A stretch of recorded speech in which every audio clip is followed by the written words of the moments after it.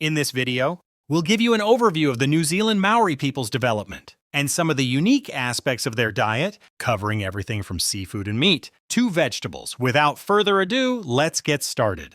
The Maori were the first human group to arrive in New Zealand, but to call them the native inhabitants of the land might be a bit of a stretch.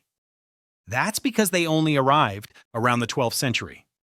That's only about 300 to 500 years before the Dutchman Abel Tasman showed up. The ancestors of the Maori were the Polynesians. Polynesians are natural-born seafarers. With their exceptional navigational skills, they spread out across more than 1,000 islands in the South-Central Pacific. In this land of 1,000 islands, isolated from other continents, they established a rich culture. And the largest of these groups are the Maori of New Zealand. According to the Maori's own oral traditions, the first Maori ancestor to reach New Zealand was named Kupe. He navigated by using the stars in the night sky and the sound of the ocean tides, sailing on a voyaging canoe called a waka hurua. He set out from his Polynesian homeland of Hawaii and eventually landed on the northern shores of New Zealand. Due to its unique geographic environment, New Zealand had been isolated on Earth. For over 80 million years, this resulted in the land having its own unique ecosystem. There were almost no mammals here. Instead, the land was dominated by giant birds. Among them, the most legendary would have to be the moa. This is the tallest bird known to humankind, standing up to 3 meters tall and weighing several hundred kilograms. With the sudden arrival of humans, this creature, which originally had no natural predators, was quickly driven to extinction within a little over 100 years. So back when they could easily hunt the moa, the Maori way of life was a comfortable one of hunting and gathering. So with limited biological resources, and after the local wildlife was hunted out one by one, the Maori had to make a fundamental change. They started to focus on agriculture. Let's begin our story from this period. Before the Maori even arrived, in New Zealand they had already back in Polynesia, learned how to cultivate certain crops. Later, while living in New Zealand, the Maori discovered other valuable plants, but in the end only a few of them were widely grown and used.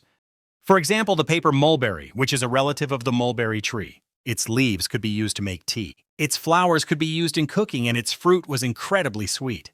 You could eat it fresh or make it into jam. But because the fruit was so soft and mushy, it was difficult to store. That's why even today it can't be sold commercially. Back then, the Maori grew it, mainly to use its bark for making clothes. In the colder regions of the South Island, the Maori widely cultivated New Zealand flax, using it to make warmer clothing and fishing nets.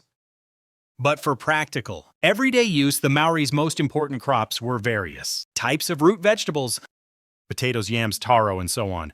It seems the Maori didn't really make a clear distinction between them. Instead, they referred to all root vegetables under the general term Kumara. After a big harvest, the Maori would build large pits to store the Kumara. The local name for these pits was Paua. Each PA was the core facility of its community, crucial to the very survival of the entire tribe.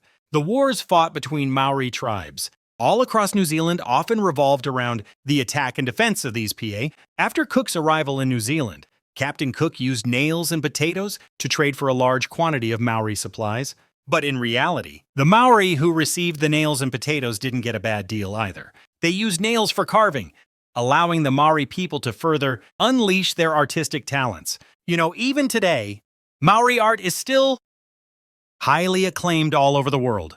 Potatoes were an even bigger treasure. After the Maori got them, they planted them in huge quantities, making them the local staple food in one fell swoop. Potatoes increased the Maori's food reserves by a huge amount. But a curse comes with a blessing. These more abundant food reserves later led to even more intense tribal wars among the Maori. For the Maori who lived off the sea, seafood was naturally a huge part of their diet. New Zealand's seafood is still renowned around the world today. Oysters, for instance, are a prime example. New Zealand has 3 native types of oysters: the Marlborough oyster from the South Island, the Clevedon oyster from the North Island, and the world-famous one that grows in the Foveaux Straits cool deep waters, the bluff oyster. Bluff oysters are completely wild and grow extremely slowly. For a bluff oyster to reach eating size, it needs to grow in its natural environment for at least 9 years. To prevent overfishing, the New Zealand government limits the annual harvest of bluff oysters to under 7.5 million. because the demand is so much higher than the supply. The price of bluff oysters just keeps climbing. Besides oysters, of course, you can't forget abalone. But since abalone can't be eaten raw, the somewhat rustic Maori people generally use two methods to cook it. One was to heat it directly, either pan-frying or grilling it. They basically treated it like a European beefsteak. The other method was a little more sophisticated. First, the abalone is cooked and chopped up, then mixed with coconut milk or regular milk and served as a type of chilled porridge. But aside from these shellfish, the Maori table, of course, wouldn't be complete without fish. New Zealand is world famous for its abundant fishing resources. There are all sorts of fish, far too many to list them all here.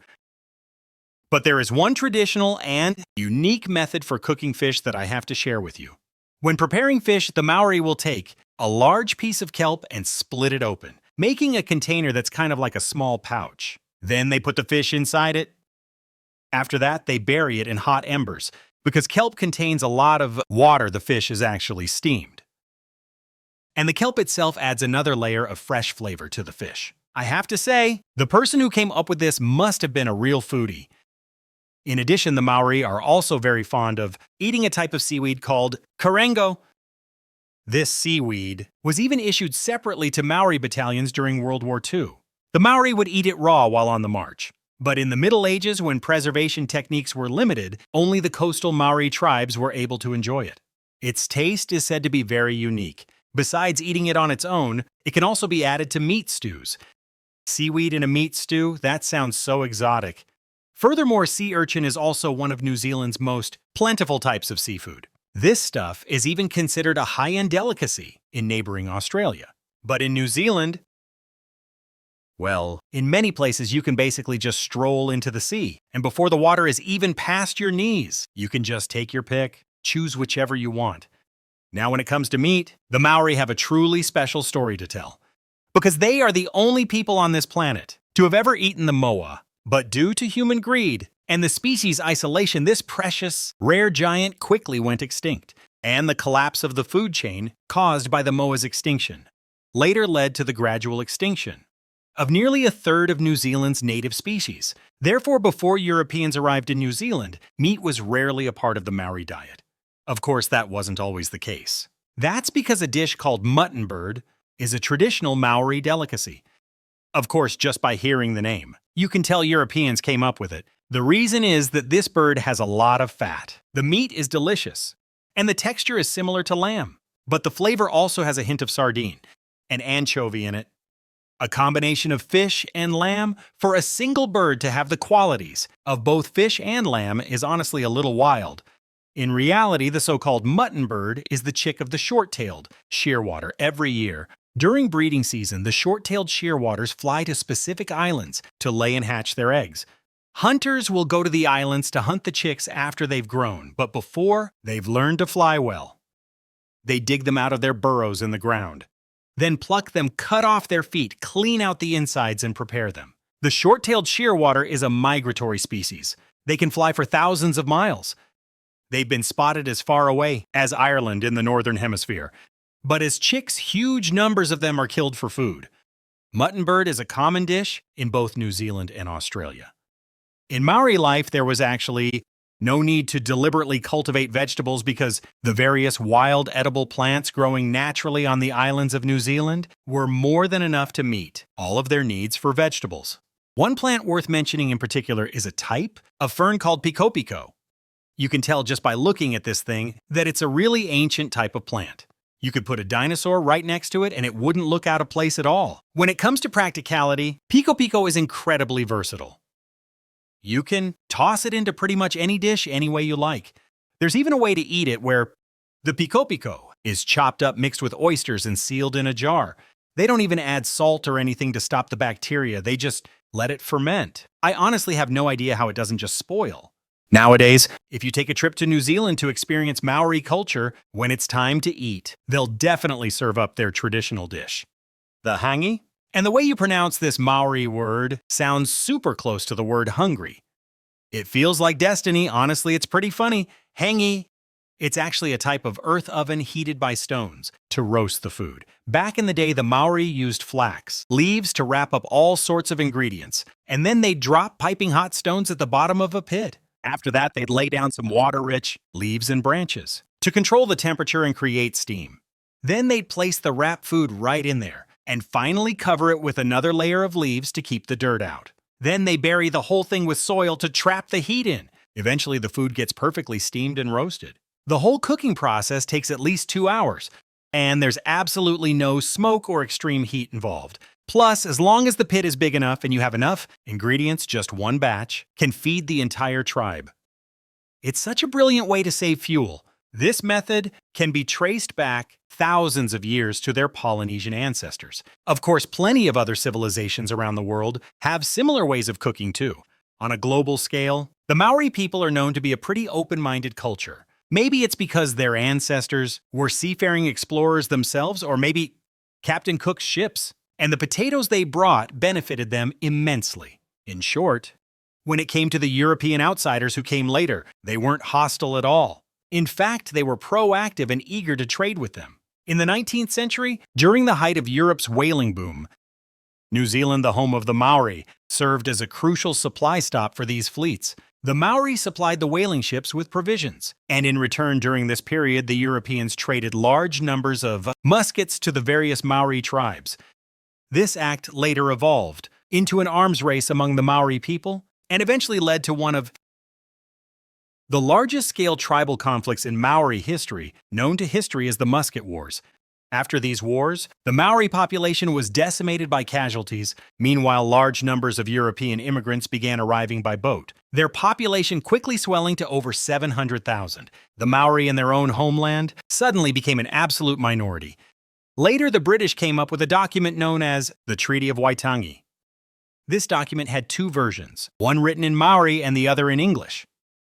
But it's said that the 2 versions had completely different definitions regarding the ownership of private Maori land. In any case, after the British induced 40 Maori chiefs into signing the Treaty of Waitangi, they proceeded based on the interpretation in the English version to dispose of Maori land and property. This kind of treacherous behavior, of course, enraged the Maori. All sorts of conflicts and disputes finally in 1845 erupted into a war against the invaders. Compared to the humiliation of the Qing dynasty in the 1840 Opium War, the performance of the Maori people can only be described as tragically heroic. In what became known as the New Zealand Wars model, the Maori fought against the British for decades. By 1872, the fighting was still at an intense stalemate. 5,000 Maori soldiers, using various PA fortresses they'd built to store their provisions, defended against the attacks of about 20,000 British soldiers. During this time, the Maori even figured out the basics of trench warfare, repeatedly dealing heavy blows to the British Army. But in the end, due to a severe lack of supplies and equipment, the Maori still lost the war. The casualties from the war combined with the loss of their resources for production and daily life made things even harder for the Maori. On top of that, they also had to face the invasion of diseases from the colonists like influenza and measles. Under all of these unfavorable conditions, the Maori population plummeted to less than 40,000 by 1896. By the early 20th century, the Maori people were essentially excluded from mainstream life in New Zealand. They were turned away by hospitals, schools, and banks. It wasn't until 1971, thanks to the tireless efforts of the Maori people, that New Zealand passed the Race Relations Act. This finally allowed the Maori population and culture to begin to recover. What's kind of ironic is that the original meaning of the word Maori is actually normal people. Back when the outsiders began arriving one after another, the Maori called themselves the normal people and referred to the foreigners as Pakeha. But today these Pakeha have turned the tables and the Maori have become marginalized in their own society. And although the New Zealand government has increased its protection of Maori culture, and the unique Maori tattoos and haka dance have become important symbols of New Zealand, the truth is that this ethnic group, which makes up only 16% of New Zealand's population, still faces social injustice. The rate at which Maori people are arrested is far higher than for white people. The rate of police shootings is even higher than for white people, by as much as 9 times.